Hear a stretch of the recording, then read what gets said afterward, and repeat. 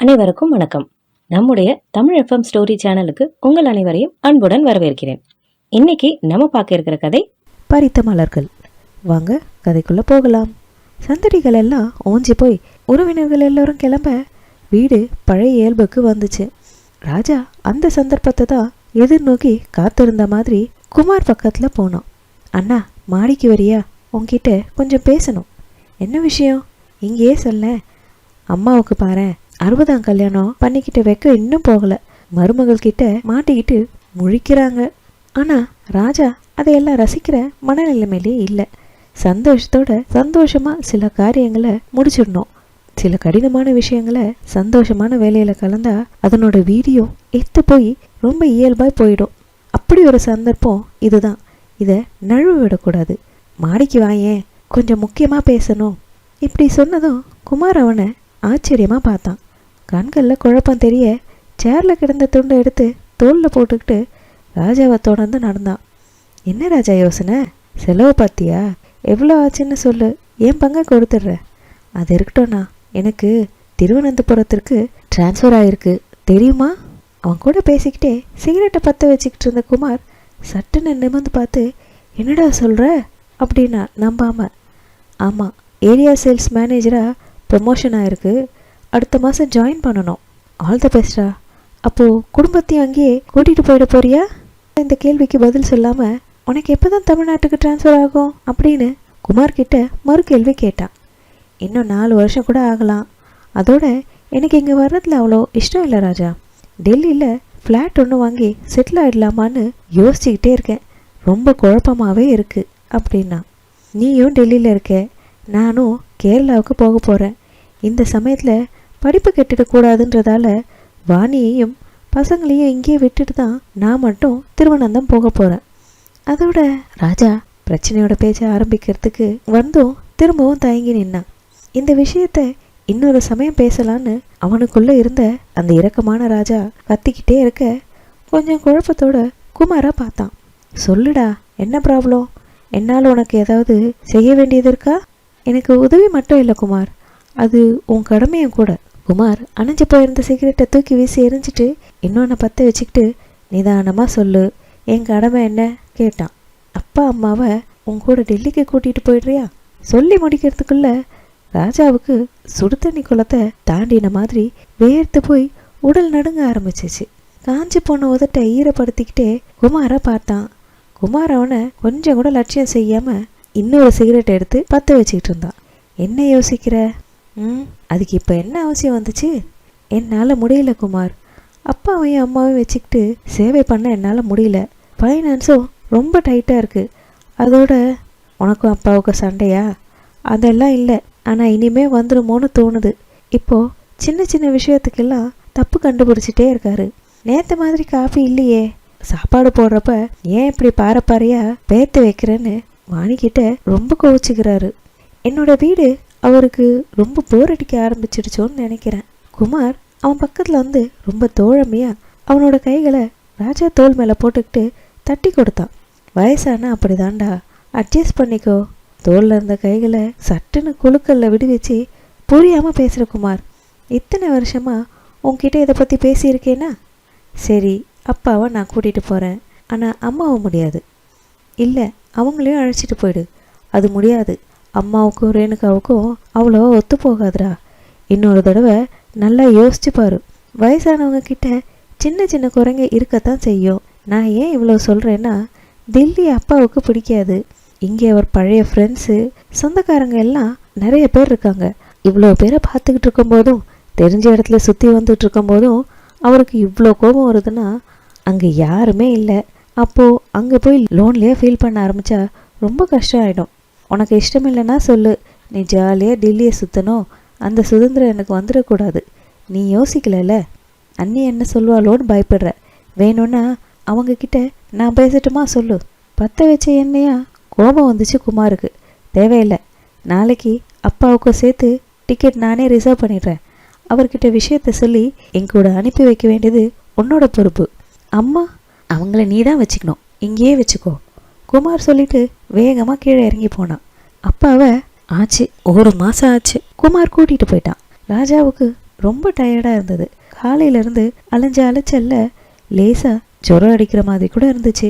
பேண்ட்டை கழட்டிட்டு லுங்கியை மாற்றிக்கிட்டு படுக்கையில் உட்காந்தான். திடீர்னு கேலண்டரில் கிழிக்காமல் இருந்த தேதியை கிழிச்சு கசக்கி எரிஞ்சான். டேபிளில் இருந்த கவரை பிரித்து பார்த்தான்.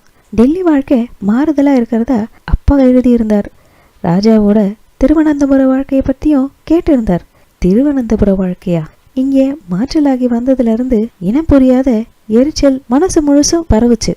திருவனந்தபுரத்தில் கழிஞ்ச இந்த ஒரு மாசமே ஒரு யுகம் போல இருந்தது. நேரம் காலம் தெரியாமல் பெஞ்சிக்கிட்டு இருக்க மழையும் ரோட்ல எப்போவுமே காயாமல் இருக்கிற ஈரமும் ராஜாவுக்கு சலிப்பை கொடுத்துச்சு. இந்த வாரத்துக்குள்ள வாணிக்கிட்ட 3 முறை பேசி ஆயிடுச்சு. இன்னும் பேசலாமான்னு யோசிச்சவன் வேண்டான்னு உடனே எண்ணத்தை மாற்றிக்கிட்டான். பேச்சோட முடிவில் வாணியோட குரலை அழுக எட்டி பார்க்கும். இந்த 10 வருஷ தாம்பத்தியத்தில் ஒரு நாள் கூட அவளை பிரிஞ்சு இருந்ததே இல்லை. யோசிச்சுட்டே இருந்தவனுக்கு காலிங் பெல் அடிக்கிற சத்தம் கேட்டு எழுந்து கதவை திறந்தான். ரூம் பாய் தான் நின்றுட்டு இருந்தான். என்ன சார், மீல்ஸ் கொண்டாரவா? வேண்டாம் வேண்டாம். சிவப்பு சிவப்பா கொட்டைப்பாக்கு உருவத்தில் சாதத்தை பார்க்கவே வெறுப்பாக இருந்தது. வாணியோட கைப்பக்குவம் யாருக்குமே வராது. மல்லிப்பூவா ஆவி பறக்க அவ பரிமாறுற சாதத்துக்கு எங்கேயுமே எந்த ஒரு சாப்பாடுமே இணையே இல்லை. வாணியோட நினைவும் குழந்தைகளோட நினைப்பும் வேலையில நாட்டம் இல்லாம பண்ண வச்சுது. அவங்கள பிரிஞ்சு இப்படி கஷ்டப்படுத்துற இந்த ப்ரமோஷன் நமக்கு தேவைதானான்ற எண்ணம் கூட நிறைய நேரம் அவனுக்கு வரும். வேலையை முடிச்சு வீட்டுக்கு வந்ததும் எவ்வளவு ஜாலியா இருக்கும். குழந்தைகளோட விளையாட்டும் சிரிப்பு சத்தமும் வாணியோட பராமரிப்பும் எவ்வளவு சுகமா இருக்கும். ராஜா சட்டுன்னு நிமிர்ந்தான். மேனேஜர் வீட்டுக்கு ஃபோன் செஞ்சு தனக்கு உடம்பு சரியில்லாததால் ஊருக்கு போகிறதா சொன்னான். ட்ராவல்ஸ்க்கு ஃபோன் பண்ணி டிக்கெட் ஒன்று புக் பண்ணிட்டு தன்னோட ட்ரெஸ்ஸுங்களை எல்லாம் எடுத்து வச்சு பேக் பண்ண ஆரம்பித்தான். ராஜா வீட்டுக்கு வந்தான். ராஜாவை பார்த்ததும் குழந்தைங்க 2 ஓடி வந்து கால்களை கட்டிக்கிச்சு. வாணி அவனை ஆச்சரியமாக பார்த்தான். என்னங்க, உடம்புக்கு எதுவும் அப்படின்னு பதறி போய் ஓடி வந்து சூட்கேஸை வாங்கிக்கிட்டு நெத்தியில் கை வச்சு பார்த்தான். ஒன்றும் இல்லை வாணி, உங்களை எல்லாம் பார்க்காம என்னால் அங்கே இருக்க முடியல, அதான் கிளம்பி வந்துட்டேன். எங்களுக்கும் அப்படிதாங்க. ஒன்று நீங்கள் இங்கேயே வந்துடுங்க, இல்லை நாங்கள் எல்லாரும் திருவனந்தபுரத்துக்கே உங்கள் கூடயே கிளம்பி வந்துடுறோம். பார்க்கலாம் வாணி. ஆமாம், அம்மா எங்கே காணோம்? உடம்பு சரியில்லை, ரூமில் படுத்துக்கிட்டு இருக்காங்க.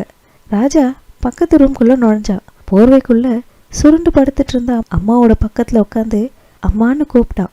கொஞ்சம் கூட எந்த வித சலனமும் இல்லாமல் இருக்கவே கை வச்சு பார்த்தான். கண்ணை திறந்து ராஜாவை பார்த்ததும் எப்பப்பா வந்த அப்படின்னா. போர்வை விலைக்கு எழுந்து உட்கார்ந்தவளை பார்த்ததும் அதிர்ந்து போயிட்டான் ராஜா. அம்மா, இது நீதானா? 1 மாசத்துக்குள்ள இவ்வளவு இழைச்சி போயிருக்க, இவ்வளவு முதுமையா உனக்கு? கண்கள் எல்லாம் குழி விழுந்து கண்ணை வத்தி போய் வறுமையில் உழன்றவளை போல ரொம்ப தளர்ச்சியோட, என்னோட அம்மாவா இது? ராஜா அதிர்ந்து போனான். என்னம்மா, என்னாச்சு உங்க உடம்புக்கு? ஒன்றும் இல்லைப்பா, வயசாயிடுச்சுல. அம்மாவோட குரல் தழுதழுக்க ஒலிக்கிற மாதிரி ராஜாவுக்கு தோணுச்சு.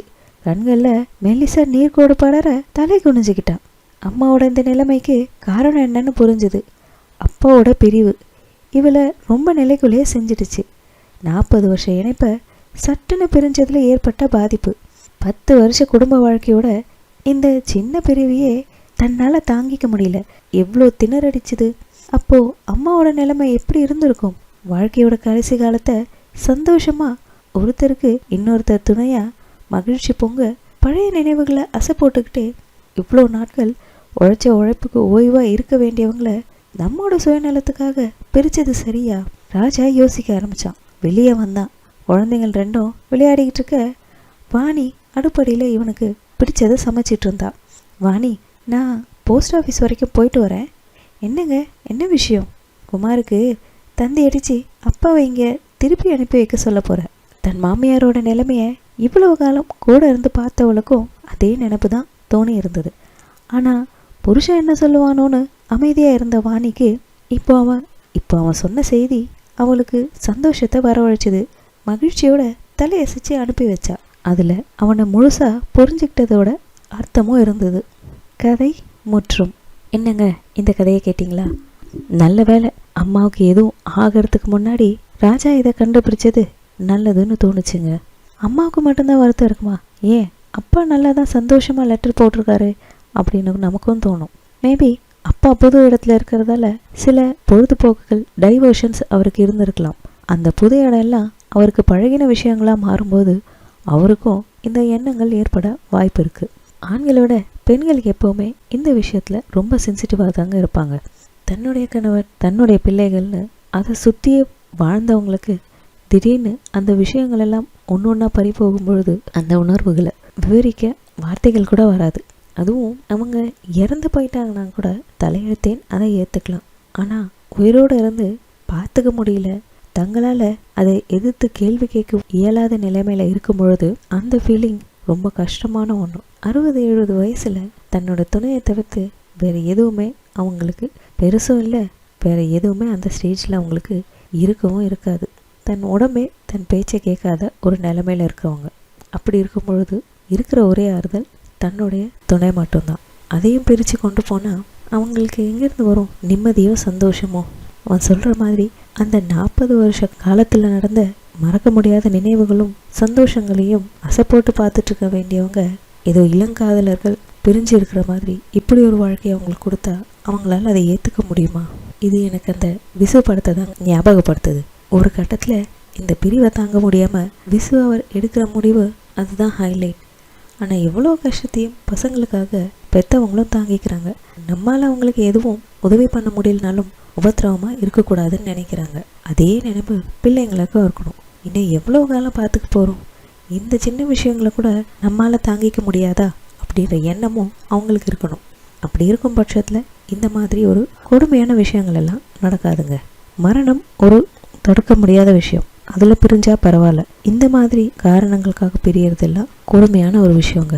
இதை ராஜா உணர்ந்த மாதிரி எல்லா பிள்ளைகளும் உணர்ந்தா பெற்றவங்க தாங்க வாழ்ந்த காலத்தை விட தங்களுக்கு மிச்சம் இருக்கிற காலத்தை அவங்க சந்தோஷமாக கழிக்கிறதுக்கு உதவியாக இருக்கும். அது செடியில் இருக்கிற வரைக்கும் தான் நல்லா ஃப்ரெஷ்ஷாக அழகாக தெரியும். அதை எப்படி செடியிலேருந்து பறிச்சிட்டோன்னா அந்த ஒரு நாளுக்குள்ளேயே அது வாழ்க்கை முடிச்சு போயிடுது, அது வாடி இறந்து போயிடுதோ அப்படி தான் இந்த தம்பதியினரோட வாழ்க்கையும்.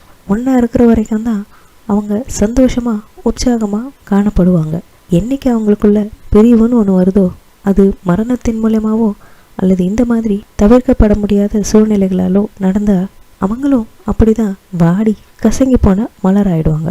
அந்த மலர் இறக்கிறதுக்கு முன்னாடி அப்படி ஒரு சூழ்நிலையை நம்ம பெற்றோர்களுக்கு நாம் கொடுக்க வேண்டாங்க. இந்த கதையை பற்றின உங்கள் பதிவுகளை கீழே கமெண்ட் பாக்ஸில் சொல்லுங்கள். இன்னும் இது மாதிரி நிறைய கதைகளுக்கு நம்ம சேனலை மறக்காமல் சப்ஸ்கிரைப் பண்ணிக்கோங்க. திரும்ப வேறு ஒரு நல்ல கதையுடன் நான் உங்களை மீண்டும் சந்திக்கிறேன். அதுவரையில் நன்றி.